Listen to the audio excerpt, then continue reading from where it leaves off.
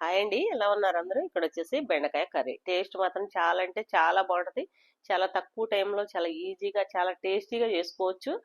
దీనికి కావాల్సిన ఐటెమ్స్ కూడా పెద్దగా ఏం లేదు. ఇవన్నీ కూడా నేను చూపిస్తాను. దీనికి స్టార్టింగ్‌లో మనం చింతపండు నానబెట్టుకోవాలి. చింతపండు నానబెట్టిన తర్వాత నానబెట్టి అది పక్కన పెట్టేసుకొని బెండకాయలు కట్ చేసుకోవాలి. హాఫ్ కేజీ బెండకాయలు. హాఫ్ కేజీ బెండకాయలకి చిన్న సైజు నిమ్మకాయ అంత చింతపండుని నానబెట్టాను. నానబెట్టి ఇప్పుడు బెండకాయలు కట్ చేస్తున్నాను కదా, కట్ చేసే బెండకాయలు ఏంటంటే కొంచెం పొడవుగా కట్ చేసుకోవాలి.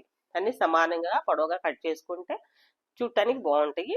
ఇప్పుడు దీనికి ఆయిల్ వేస్తున్నాను. ఆయిల్ వచ్చేసి ఒక 50 గ్రాముల కన్నా కూడా కొంచెం ఎక్కువే ఉంటుంది. అంటే మీరు ఇగురు కూరలు చేస్తారు కదా, ఇగురు కూరలో ఫ్రై అని, దాంట్లో ఎంత అయితే వేస్తారో అంతే వేస్తున్నాను. అంతకంటే ఎక్కువ ఏం లేదు. ఆయిల్ కొంచెం వేడైన తర్వాత మనం కట్ చేసి పెట్టుకున్న బెండకాయ ముక్కలన్నీ కూడా ఒకేసారి అందులో వేసి మంటను మాత్రం సిమ్లో అసలు పెట్టొద్దు, హైలోనే ఉండాలి. హైలో ఉంటే బెండకాయ ముక్క అన్నది ఫ్రై అయింది. అదే కనుక మనం సిమ్లో పెడితే ఉడికిద్ది. ఉడకటానికి ఫ్రై అవ్వడానికి చాలా తేడా ఉంటుంది. ఫ్రై అయిందంటే గట్టితనం వస్తాయి, ఉడికితే మెత్తదనం వస్తాయి. కాబట్టి ఇది కొంచెం గట్టితనం రావాలి. ఇప్పుడు దీనికి కావాల్సింది నువ్వులు తీసుకున్నాను. నువ్వులు వచ్చేసి ఒక 2 టేబుల్ స్పూన్ నువ్వులు. అది కొంచెం మెత్తగా మిక్సీలో వేసి ఆ తర్వాత దీంట్లోకి ఒక చిన్న అల్లం ముక్క, కొంచెం పచ్చి కొబ్బరి, అలానే కొంచెం కరివేపాకు, వెల్లుల్లి అన్నీ కూడా మళ్ళీ ఇంకొక రౌండ్ తిప్పితే బాగా మెత్తగా అయింది. మెత్తగా అయిందని తీసి ఇప్పుడు పక్కన పెట్టేసి బెండకాయ ముక్కలు ఎలా ఉన్నాయని చూస్తే బెండకాయ ముక్కలు ఇంకా కొంచెం అంటే ఇంకొక 2 మినిట్స్ అలా ఫ్రై అవ్వాలి. అంటే అన్ని ఫ్రై అవ్వలేదు, కొంతవరకే ఫ్రై అయింది. ఇప్పుడు మంటను హైలోనే ఉంది, కావాలంటే చూడండి. మంటను హైలోనే ఉంచాలి, సిమ్లో అస్సలు పెట్టొద్దు. బెండకాయ ఫ్రై చేసేటప్పుడు ఎప్పుడైనా సరే, అంటే మనం కూర వేరు, ఆయిల్లో ఫ్రై వేరు. ఫ్రై చేసేటప్పుడు కొంచెం హైలోనే పెట్టాలి. ఇప్పుడు మంటను సిమ్లో పెట్టాను. మంటను సిమ్లో పెట్టి అందులో ఉన్న ముక్కలన్నీ కూడా, ఆయిల్లో ఉన్న ముక్కలన్నీ కూడా సపరేట్ చేసి ఇప్పుడు దీనికి పెద్ద సైజు ఉల్లిపాయ ఒకటి కట్ చేసుకున్నాను. పెద్ద సైజు ఉల్లిపాయ అంటే దీంట్లో ఉన్న ఆయిల్ కూడా తీస్తున్నాను. మళ్ళీ ఎక్కువ ఆయిల్ అవసరం లేదు మనకి అని చెప్పేసి, ఎందుకంటే మనకి ఉల్లిపాయ ఫ్రై అయితే చాలు కాబట్టి.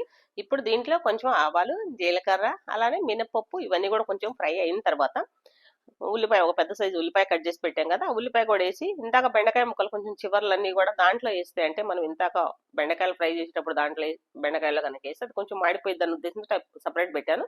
అవి కూడా వెంటనే ఉల్లిపాయలతో పాటు వేసాను.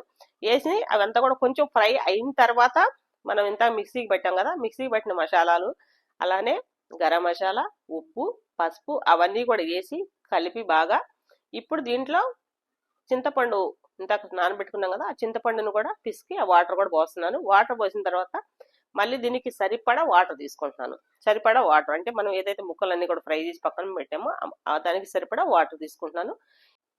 ఇప్పుడు దీంట్లో కారం వేస్తున్నాను. కారం కూడా మీరు అంటే ఎంత తినగలరు అన్న దాన్ని బట్టి కారం తీసుకోండి.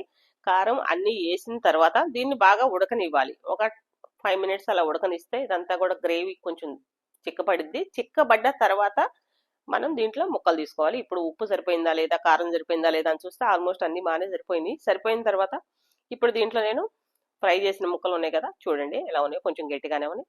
అవన్నీ కూడా దాంట్లో వేస్తున్నాను. దీంట్లో వేసిన తర్వాత కొంచెం అలా కలిపి మళ్ళీ ఓ 5 మినిట్స్ అలా ఉడకనివ్వాలి.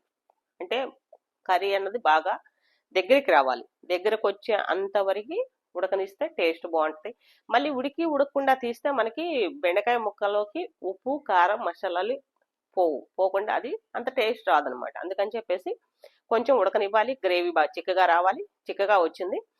ఇప్పుడు మనం బెండకాయ ముక్కలు వేసిన తర్వాత కూడా మంటని హైలోనే ఉంచాను. అంత సిమ్లో పెట్టాల్సిన పని లేదు. అంటే మనం అడ్జస్ట్ చేసుకుంటామండి, సిమ్ హైలోకి మార్చుకుంటా ఉండాలి. గమనిస్తూ ఉండాలి. 2 మినిట్స్కి ఒకసారి వచ్చి అది ఎలా ఉంది ఏందని చూస్తే కర్రీ అయితే ఆల్మోస్ట్ మనకి కుక్ అయింది.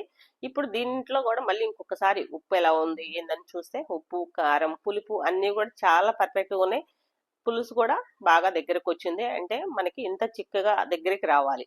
దగ్గరకు వచ్చిన తర్వాత ఇప్పుడు దీంట్లో మీకు కొత్తిమీర కనుక ఇంట్లో ఉంటే రెడీగా కొంచెం ఫైనల్గా కొత్తిమీర చల్లేసుకొని ఇక స్టవ్ ఆపేసుకొని ఏరే సర్వింగ్ బౌల్కి తీసుకోవచ్చు. లేదంటే మీకు కొత్తిమీర లేకపోయినా కూడా ఇలా తిన్నా కూడా టేస్ట్ బాగానే ఉంటుంది. చాలా అంటే చాలా బాగుంటుంది. ఎందుకంటే ఇందులో వేసిన మసాలాలు కావచ్చు, ఏదైనా సరే అంత టేస్ట్ బాగుంటుంది. మా వీడియో కనుక మీకు నచ్చితే ఒక లైక్, సబ్స్క్రైబ్ చేసుకోండి గ్రీన్ కిచెన్ ఛానల్ని. థ్యాంక్ యూ అండి. Thank you. నెక్స్ట్ వీడియోలో కలుద్దాం.